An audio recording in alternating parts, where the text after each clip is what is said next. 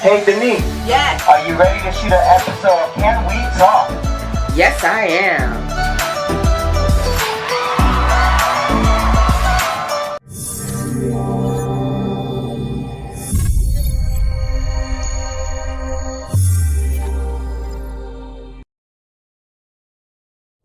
Hi, everyone. This is Denise Sutton reporting for Can We Talk Television. Thank you for joining us. Can We Talk Television has been on the air for the past 20 years. Yes, 20 years. We started off in 1997 on BRIC, also known as Brooklyn Community Access Television. As far as we have gone, we have expanded to Manhattan Neighborhood Network and to all the 5 boroughs in New York City. Well, Now a Child Production is the company that is associated with Can We Talk Television. Now a Child Production began in 2007, and the Lord has blessed us to expand to bigger and better things. Can We Talk Television is the premier show on the Now a Child Productions LLC website and videography production company.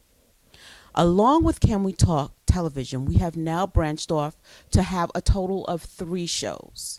First, Can We Talk Television, which is the flagship show. The second show is called Back to Basics with Chef Paul Austin.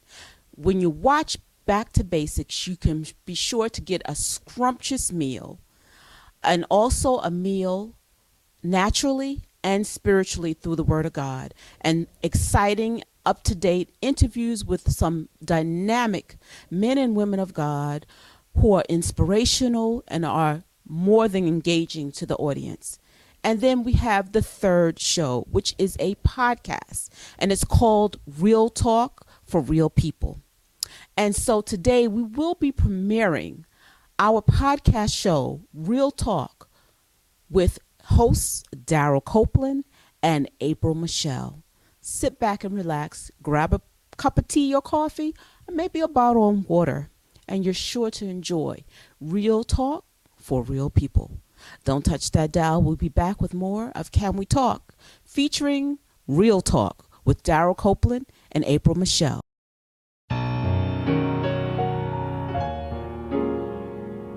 Father, I love you, I love you, I love you. You're on Real Talk, and I'm here with my host, Daryl Copeland, and I am the host as well, Aprell Michelle, and we are here with our special guest, Miss Vanessa Y. Reed, and we're here to talk about real talk and real life, and her real life is about domestic violence, but God delivered her, and in deliverance, she wrote this wonderful book, Red Storm. Welcome. Thank you. Thank you for having me. Oh, we're so glad to have you on this set. You know, we just want to talk a little bit about how God delivered you from domestic violence. You know, it's so funny for me because at the time that God delivered me, I was not seeking God. And I love to tell that because a lot of times we think that we have to have this perfect life, or we have to be Christians, or we have to be in God's good grace when he delivers us. And actually, God delivered me when I was beat down, broken, battered, and abused. And so I know it was God. I know that this wasn't something that Vanessa did. And my domestic violence was horrific. To the point where to this day I still have scars on my body that will never go away. I'm still affected at times, physically, emotionally, mentally. It has affected my life.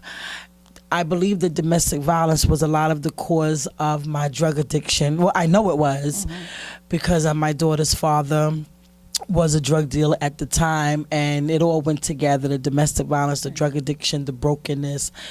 So how God delivered me was, it's funny for me because I would go in my bathroom. I didn't know how to pray, and I would go in my bathroom and I would just say, God, help me. take him out my life.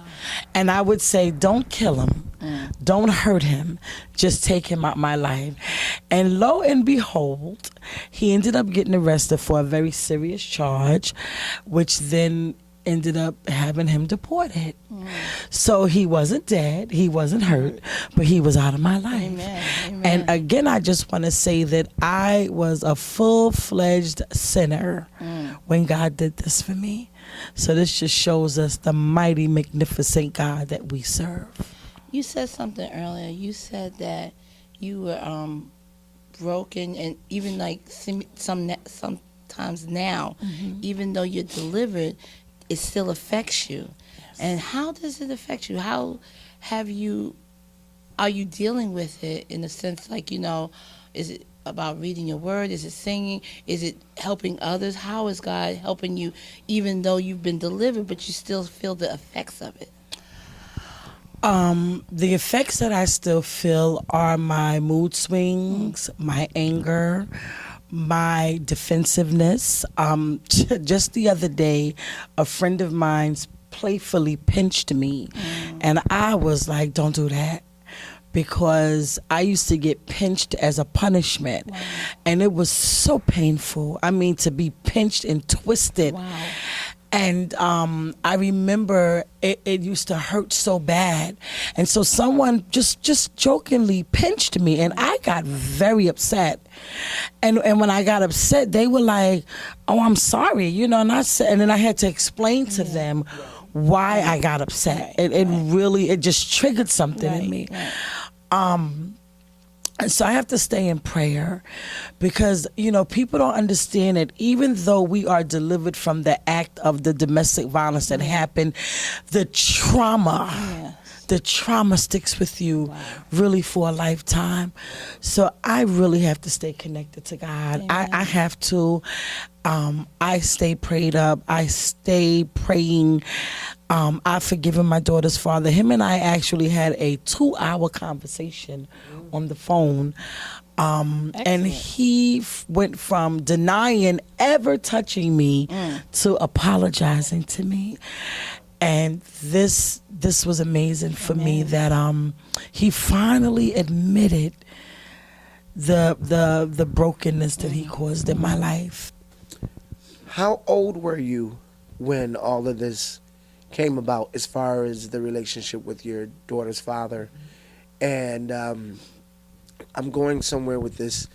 You mentioned that even though you've overcome it, you're doing excellent, you have a good job, you've written a wonderful book, you're getting many speaking engagements, and we think that, and sometimes even in the church world, and I have to say this, we think that things instantly change overnight just because you say you gave your life to Christ and now I'm saved and I'm going on with the Lord, but not realizing that there's still things, psychologically that are connected to you that you still have to overcome. And that's where we were talking about the empowerment again. And excellent what you said at the beginning of the empowerment piece. We have to work on ourselves first. And when you realize what your shortcomings are or things that can take you to another place, that's the beginning of growth and wisdom.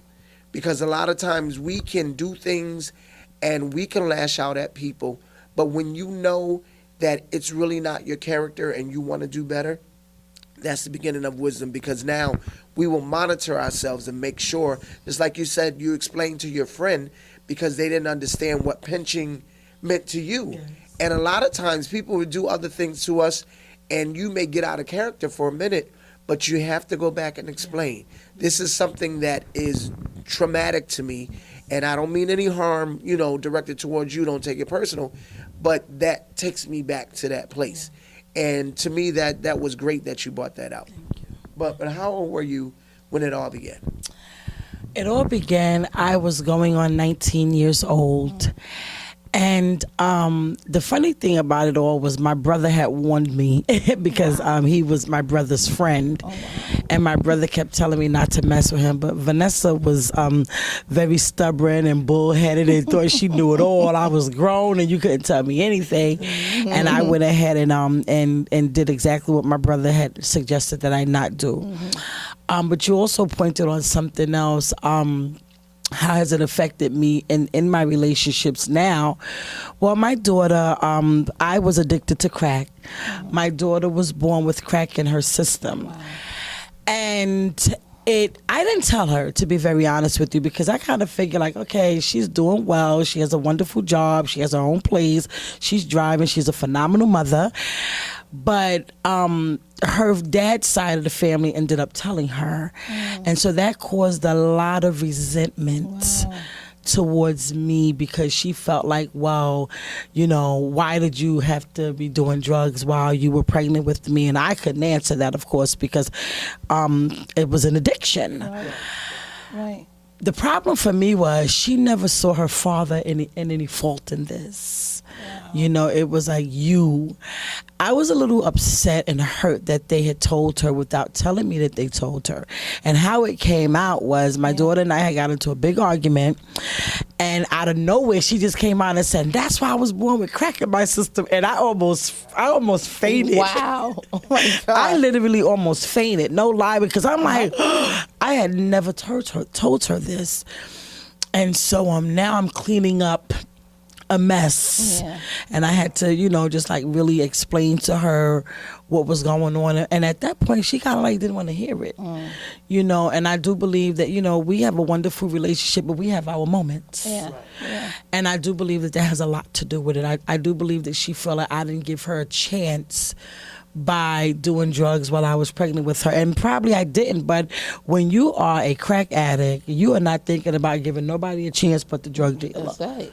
You know, exactly. No, you didn't even think about yourself because, you know, if you thought about yourself, you probably wouldn't be in that position. But the only thing you're thinking about is where that next high is going to come from. So I really wasn't thinking about anybody, you know, not even me. And I've spent years trying to repair it, but I made a decision. And the decision I made was I'm okay with me. And if you can't be okay with who I was 30 years ago, then baby, I cannot go back to yesterday. Right. So I'm grateful to God that He's allowed me to write Red Storm, to share my testimony, to talk about things that I never, ever, ever thought I would be free to talk about. It's not easy sitting in front of people saying I was on crack, I was a domestic violence survivor, I was molested. It's not easy, but again, God's grace is always sufficient. Father,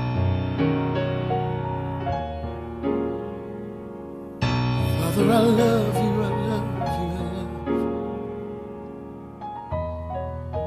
Yeah.